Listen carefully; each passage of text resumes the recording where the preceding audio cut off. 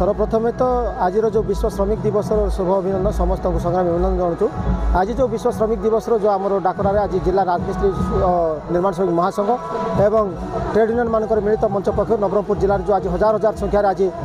श्रमिक मानकर जो दिवस पालन कर एकमात्र लक्ष्य जे देश में समस्त भीतर भाईचारा आसू श्रमिक मानक भीतर एकता आसू आ श्रमिक मानक उपर केंद्र और राज्य सरकार जो अन्याय अत्याचार होची जो आक्रमण होची श्रमिक विरोधी नीति माने जो पार्लियामेंट राज्यसभा